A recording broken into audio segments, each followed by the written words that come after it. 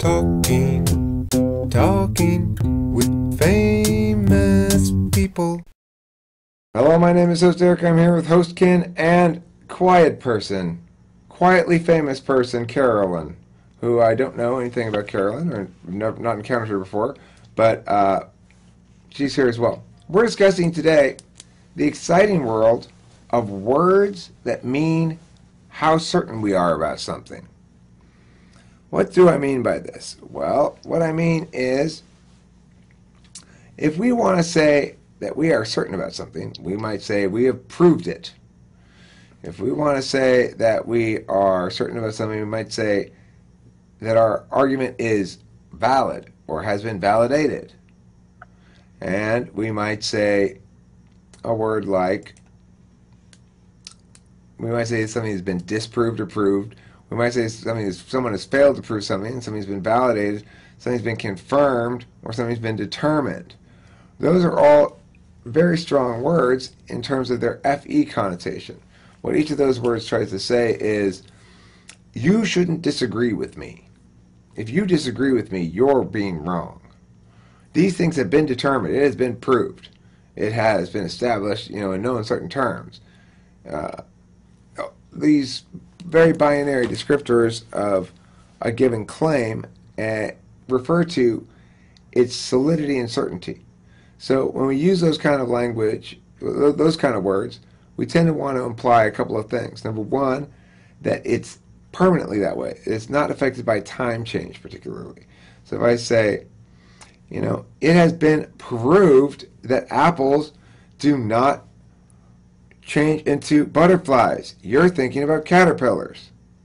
You have it wrong. It is not apples. Apples are not something that changes into an insect. They are fruits. You are wrong. This has been disproved. You have failed to prove that apples change into butterflies. If we say all that kind of stuff, what we're really saying is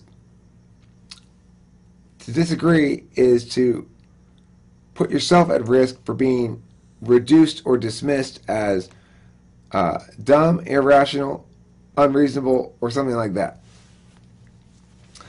That's the strongest level of language that we use when we're talking about the definitiveness of something. We try to isolate it from time. It is this way and has always been this way and will always be this way until further notice. And we try to isolate it from areas of whether or not something's in any dispute at all. Look, it's not in any dispute that people drive vehicles powered by combustion engines. The question isn't whether or not that occurs. The question is, how are we going to deal with the smog? Something like that. You're saying, basically, we all agree that everybody drives in cars. So there shouldn't be any disagreement about it. When we talk about that kind of language, that's where we're trying to say, I don't want to have to argue about this. But that's the strongest kind of language we use, but it's not how we necessarily usually talk, and a lot of the reason for that is because it's confrontational. When we use those kind of words, we're saying, in no uncertain terms, I'm ready to do battle with you. If you disagree with me, you are wrong. I'm going to argue with you about it. I'm not just going to let it slide if we have a difference of opinion. If you say you prefer pizza over hamburgers, and I say I prefer hamburgers over pizza, there's nothing to disagree about. We're both just expressing our respective preferences, and while those preferences might not align with one another, they're not making any claim. But when we are making claims, and we are using these kind of strong languages, we're telling the person we're talking to that we're down to argue, we're down to fight. Now, if we want to be stronger but not be down to fight, not convey that to the other person, we use this kind of language. We remove the decisiveness from the thing and put it on ourselves. So, well, it's established for my purposes. Well, this thing has resolved itself adequately for my purposes. I've concluded is very different than I've proved, or it has been validated, or it has been confirmed. I've concluded puts the onus on the individual. I've decided to do something. I've chosen this. I've executed this sort of thing. Now, it's the thing that's certain is the individual's action, not the statement itself. So you're no longer throwing down the gauntlet when you say, this is proved, disagree with it at your peril. You're saying, for my purposes, I'm concluding this because I'm not going to attach any judgment to you based on your statements here. I'm willing to address this from a pragmatic level. Any thoughts on these first two categories, Host Ken?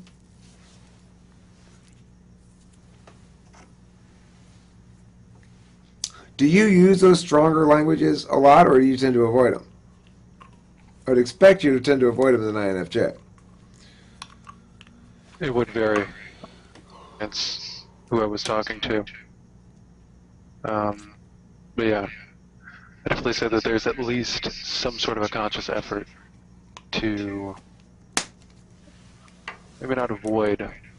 Avoiding might be what I decide to do, but it's not so much that the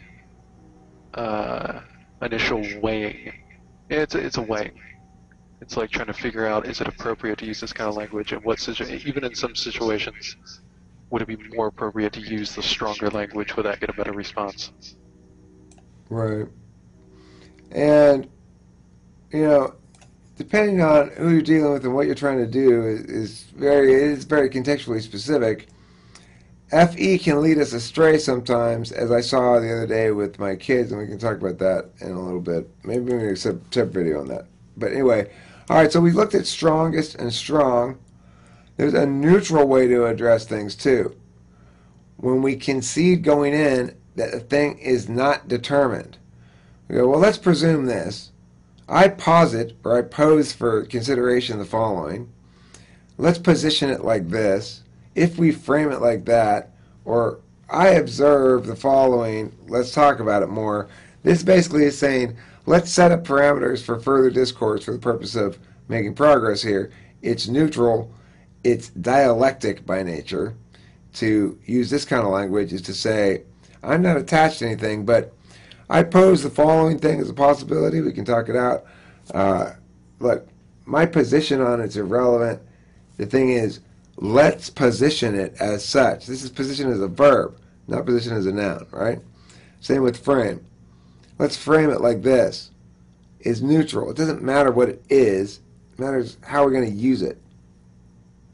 And the observation point, if you say, well, I observe the following as opposed to it has been determined or it has been confirmed, but merely I observe it, then it's the same thing as posing it or positioning it for discourse, for discursive purposes. So this is probably just as strong, but it prompts the other to be responsive in some way. I think it sort of necessitates that. So let's do the next one, 4, and then I'll get Ken your thought on these ones. Next one is weak. So when you are coming from a position of some weakness, people use different language.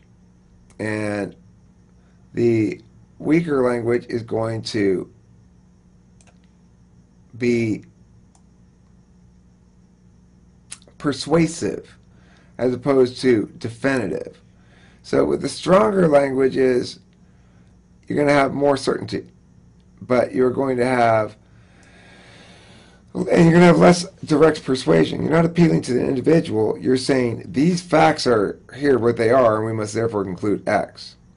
With the strong one, you're saying I've already determined this for myself, so I'm going to conclude that X, and if you want to conclude otherwise, that's for you, not for me, and then you still have to deal with my warrants, yada, yada, yada. With a neutral, you say, all right, let's figure this out because I don't know either. With the weak, you want it one way, but you are in a position of disadvantage. That's when people use words like I suggest, or I urge, I encourage, I believe we ought to, I assume, I'm assuming the following, but, right? Let's consider this following option. In this instance, you're asking the other to make the determination of legitimacy for you, and you are trying to guide that determination in the direction you want it to go, but you're ceding with this language automatically that they are the decision maker here ultimately, and they're the arbitrator of the matter. But it's not the weakest kind of language. The very weakest kind of language for regarding certainty and conclusiveness are if you are in a purely supplicatory capacity, a supplicant, a subordinate. In which case, you are delegated to merely hope, wonder, wish, imagine, dream, and anticipate. There's no agency. There's no cajoling the other even. It's just expressing preferences and hoping the other one affords you the gift of fulfilling those. So, host Ken, as an FE, somebody with FE higher in the stack than I have, to me this was, as I thought about it today, interesting stuff, because I tend to forget that I think a lot of people, if not most people, are utilizing this kind of language to convey the extroverted feeling element more than it is to convey anything concrete about the argumentation or about the nature of the claim being discussed. You have any thoughts on that? You're talking with Taylor earlier, and Megapro and Margie were online talking to them, and I think I mentioned that when it comes to my parents, who were SFJs, both extroverted feelers, but lower on the thinking side of things, I told them that there would be situations I noticed in years past where I would be able to get them to think in a certain way without necessarily positing anything factually concrete.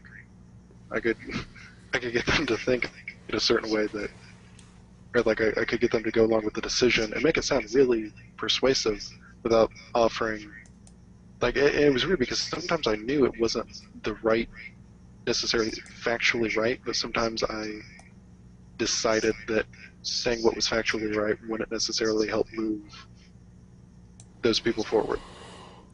Right. I mean, the thing is, there's always this conundrum that one faces, not always, but often, where one has to decide between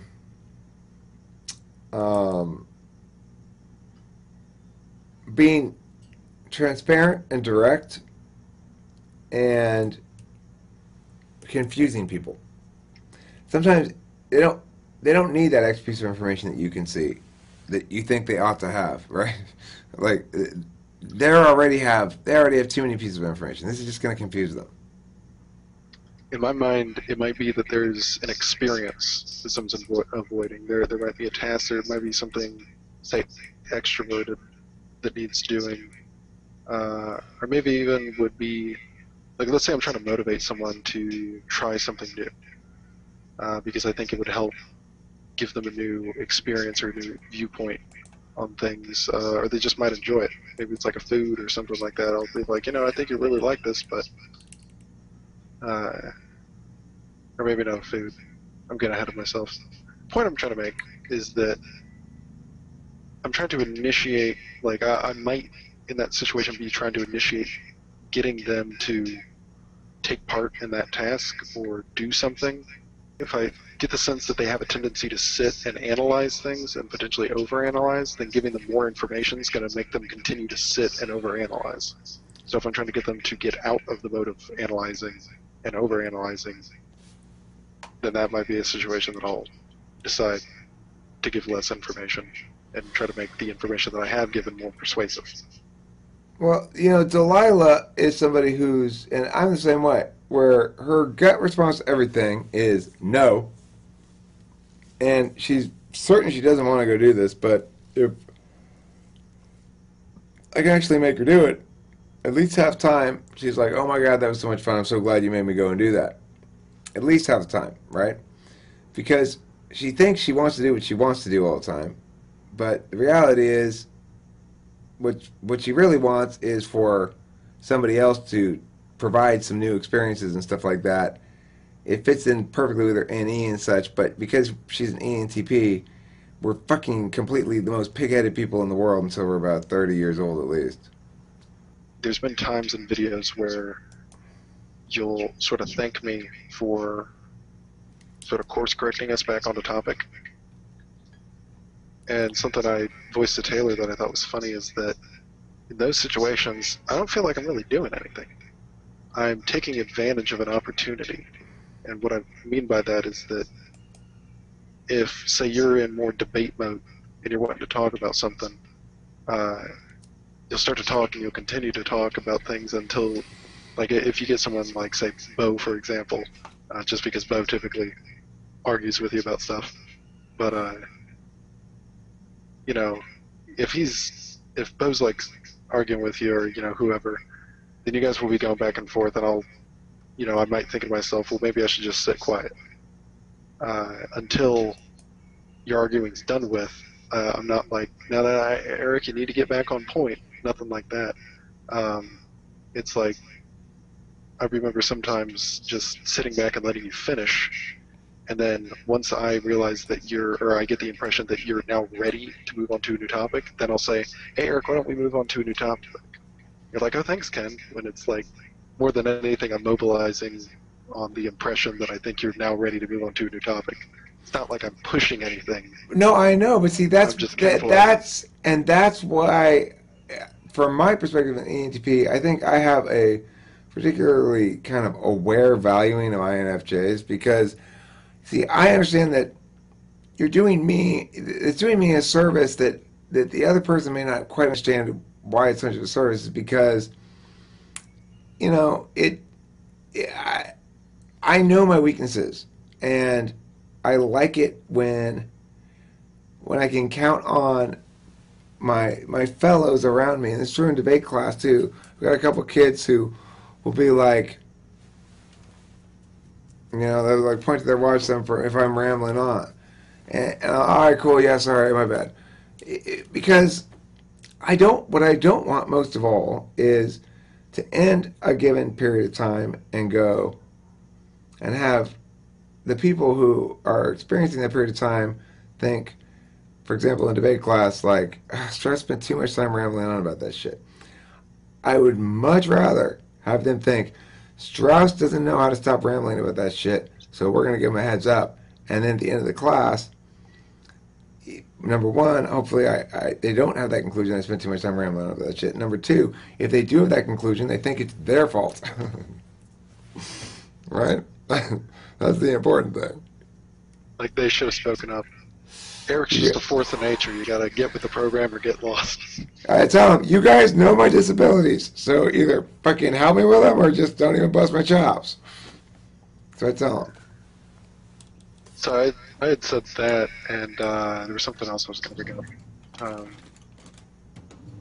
Yeah, I said, if you're saying something that I disagree with, what I'm trying to learn to do, like if I try to get into an argument, let's say with you, chances are, unless I've sat for a very long time and really thought about what I was going to say, and even then, it'd be doubtful. I think you'd probably, like, if we got into an actual debate about anything, really, I think in a more immediate context, you'd be able to generate enough perspectives.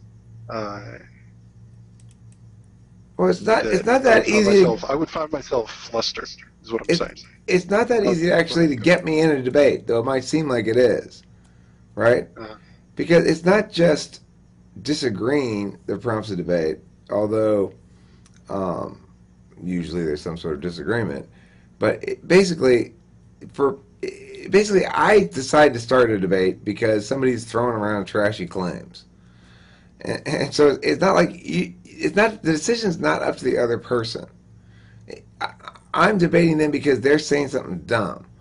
Nobody comes in and tries and debates me because, I mean, it's like nobody understands their own position well enough to do that. So, I guess the way I was trying to put it is that something I was telling Taylor earlier was that in that situation where if I were to, so I mean, it doesn't have to be you necessarily, but if I were in an argument with someone and I started to get flustered, as I typically do if I try to, full on have a debate, I told him I'd much rather just concede the point and just be like, you're probably right, or something like that, and just sort of let them have it, as it were, because at that moment I may not be ready to see a new perspective. But also, if I disagree, what's that? I was going to ask if Taylor found that appalling. I don't know if he did. I think I managed to FE dance in a way that he didn't take it in a appalling fashion. But, because I think the way I explained it or something. I mean, the thing is, I get what you're saying, and it makes perfectly good sense, right? There's nothing nonsensible about it. It's just, I know that the ENTP reflex is to be like, fuck no, you gotta fight! It's just sort of our reflex. That's what I'm saying, is I'm having to try to learn the nuances of how to figure out when the ENTP, like trying to get the ENTP to the place where they're under the impression that they've won. Because then you can sort of move forward. And the thing I voiced to Taylor is I was like, I'm trying to get to the point to where I'm willing to lose as many battles as it takes to win the war. Well, what's the war? Perspectives. Oh. So, I mean, change your perspective. Yeah. I mean, the thing is, I mean, here's the deal. It's like when you say, well, you're willing to concede the point, even if you think they're wrong, because you can. I mean, it's a smart thing to think, because you can take home with you their wrongness and reevaluate it and think about it later and go, oh, maybe they had an angle there. And if you know, so I mean, it makes perfect sense, right? But it feels to me like they're getting one over on me if I don't answer it, you know. I don't want them to get one over on me. Yeah, well, when I talk about the whole, you know, losing battles but winning the war thing, it's not like I have the answer,